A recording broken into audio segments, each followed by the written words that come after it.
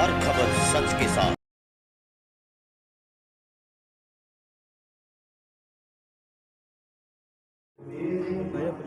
नहीं कोई नहीं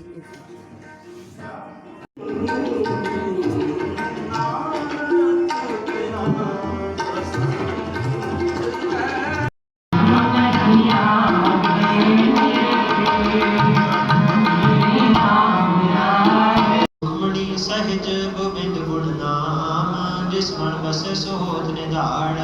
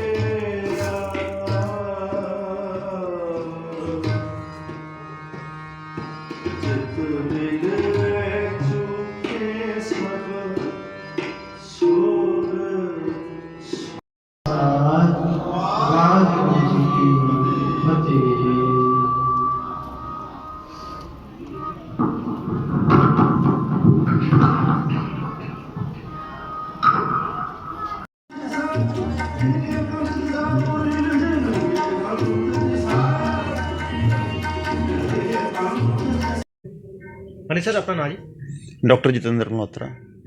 सर आज जो प्रोग्राम हमारे बारे ਅਸੀਂ ਇਹ ਜਿਹੜੀ ਸੁਖਮਨੀ ਸਾਹਿਬ ਦਾ ਪਾਠ ਤੇ ਲੰਗਰ ਹਰ ਸਾਲ ਹਸਪੀਟਲ 'ਚ ਲਗਾਉਂਦੇ ਹਾਂ।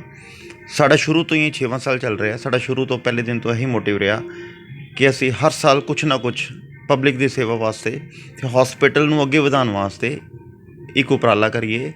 2019 'ਚ ਅਸੀਂ ਜਿਹੜੀ ਕੈਥ ਲੈਬ ਨੂੰ ਨਵੀਂ ਕੈਥ ਲੈਬ ਨੂੰ ਹਾਈ ਗ੍ਰੇਡ ਜਿਹਨੂੰ ਕਹਿੰਦੇ ਆ ਉਹ ਕੈਥ ਲੈਬ ਜ਼ਿਆਦਾ ਰੈਜ਼ੋਲੂਸ਼ਨ ਵਾਲੀ ਸੀਮਨਸ ਦੀ ਕੈਥ ਲੈਬ ਲਗਾਈ ਸੀ। ਅਸੀਂ ਪਾਠ ਕਰਾਇਆ ਸੀ।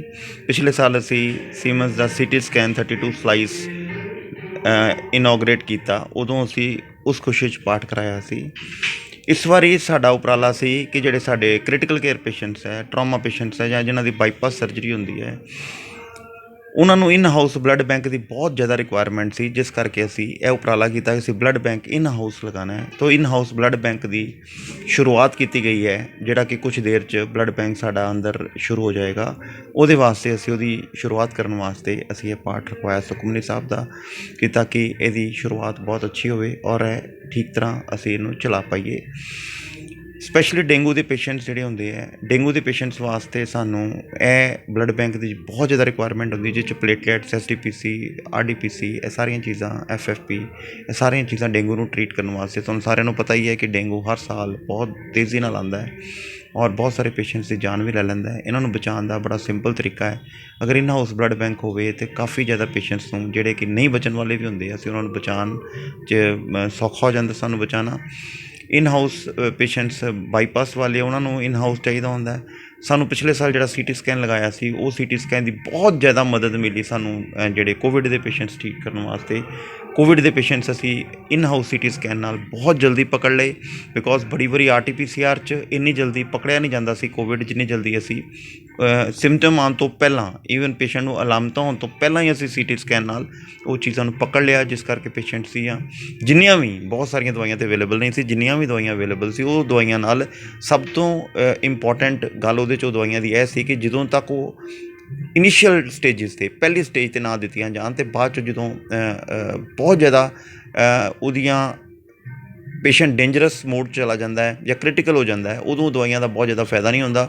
ਪਰ CT ਸਕੈਨ ਉਹਦੇ ਵਾਸਤੇ ਬਹੁਤ ਜ਼ਿਆਦਾ ਸਾਨੂੰ ਫਾਇਦਾ ਹੋਇਆ, ਪੇਸ਼ੈਂਟਸ ਨੂੰ ਫਾਇਦਾ ਹੋਇਆ ਕਿ ਅਸੀਂ ਉਹ CT ਸਕੈਨ ਨਾਲ ਡਾਇਗਨੋਸ ਜਲਦੀ ਔਰ ਜਲਦੀ ਦਵਾਈਆਂ ਔਰ ਜਲਦੀ ਠੀਕ। ਇਸ ਤਰ੍ਹਾਂ ਹੀ ਅਸੀਂ ਬਲੱਡ ਬੈਂਕ ਵਾਸਤੇ ਇਹੀ ਉਪਰਾਲਾ ਕਰਨਾ ਵੈਕਸੀਨ ਚਾਹੁੰਦੇ ਬਾਰੇ ਕੀ ਕਹਿਣਾ ਚਾਹੋਗੇ ਜਿਹੜੀ ਹੁਣ ਕਰੋਨਾ ਦੀ ਥੋੜੀ ਜਿਹੜੀ ਵੈਕਸੀਨ ਆਈ ਦੇਖੋ ਮੇਰਾ ਤਾਂ ਹੈ ਕਿ ਜੋ ਕੁਝ ਅਵੇਲੇਬਲ ਹੈਗਾ ਉਹ ਤਾਂ ਜ਼ਰੂਰ ਲੈਣਾ ਚਾਹੀਦਾ ਹੈ। ਅਸੀਂ ਵੀ ਲਗਵਾ ਲਈ ਹੈ, ਸਾਡੇ ਸਾਰੇ ਸਟਾਫ 350 ਦਾ ਸਟਾਫ ਹੈ, ਸਾਰਿਆਂ ਨੂੰ ਵੈਕਸੀਨ ਲੱਗ ਗਈ ਹੈ। ਸਰਕਾਰ ਨੇ ਫ੍ਰੀ ਵੈਕਸੀਨ ਲਗਾਈ ਹੈ ਔਰ ਸਾਰਿਆਂ ਨੂੰ ਲੱਗ ਚੁੱਕੀ ਹੈ। ਮੇਰੇ ਖਿਆਲ ਲੱਗਿਆ ਨੂੰ ਮਹੀਨਾ ਦੇ ਕਰੀਬ ਹੋ ਚੁੱਕਾ ਹੈ। ਸੈਕਿੰਡ ਡੋਜ਼ ਆਉਣ ਵਾਲੀ ਹੈ, ਕੁਛ ਦਿਨਾਂ 'ਚ ਸੈਕਿੰਡ ਡੋਜ਼ ਵੀ ਆ ਜਾਏਗੀ, ਸੈਕਿੰਡ ਡੋਜ਼ ਵੀ ਲੈਣੀ ਹੈ। ਜਿੰਨਾ ਵੀ ਬਚਾਅ ਹੋ ਜਾਂਦਾ, ਮੈਂ ਨਹੀਂ ਕਹਿ ਰਿਹਾ ਕਿ 100% 100% ਵੈਕਸੀਨ ਨਾਲ ਬਚਾਅ ਹੋ ਜਾਏਗਾ, ਪਰ ਐਟਲੀਸਟ ਕੁਛ ਤੇ ਬਚਾਅ ਹੋਏਗਾ। ਅਗਰ 60-70% ਐਫੀਕੇਸੀ ਵੀ ਹੋਵੇ ਫਿਰ ਵੀ ਅਸੀਂ ਉਹਦੇ ਨਾਲ 60-70% ਬਚ ਸਕਦੇ ਹਾਂ। ਮਾਸਕ ਦਾ ਅਤੇ ਗੈਦਰਿੰਗ ਦਾ ਤਾਂ ਤੁਸੀਂ ਦੇਖ ਹੀ ਲਿਆ, ਬਿਕੋਜ਼ ਇਹ ਆਲਮੋਸਟ ਖਤਮ ਹੋ ਗਈ ਹੈ। ਨਾ ਮਾਸਕ ਰਹਿ ਗਿਆ ਅਤੇ ਨਾ ਹੀ ਗੈਦਰਿੰਗ ਘਟੀ। ਜਿੰਨੇ ਵੀ ਵਿਆਹ ਸ਼ਾਦੀਆਂ ਫਿਰ ਤੋਂ ਸ਼ੁਰੂ ਹੋ ਗਿਆ, ਫਿਰ ਉਸ ਤਰ੍ਹਾਂ ਹੀ ਕੁਛ ਹੋ ਗਿਆ ਹੈ। ਲੇਕਿਨ ਸਾਨੂੰ ਇਸ ਚੀਜ਼ ਤੋਂ ਬਚਣਾ ਚਾਹੀਦਾ ਹੈ ਕਿ ਦੁਬਾਰਾ ਕੋਵਿਡ ਅਗਰ ਆ ਗਿਆ ਫਿਰ ਬਹੁਤ ਭਿਆਨਕ ਸ਼ਕਲ ਲਏਗਾ। ਇਸ ਕਰਕੇ ਉਹਨੂੰ ਬਚਣ ਵਾਸਤੇ ਸਾਨੂੰ ਇੱਕ ਤਾਂ ਆਹ ਵਾਲਾ ਸੋਸ਼ਲ ਡਿਸਟੈਂਸ ਹਮੇਸ਼ਾ ਲਈ ਔਰ ਮਾਸਕ ਐਂਡ ਗੈਦਰਿੰਗ ਥੋੜ੍ਹੀ ਜਿਹੀ ਘਟਾ ਕੇ ਚੱਲਣੀ ਪਏਗੀ।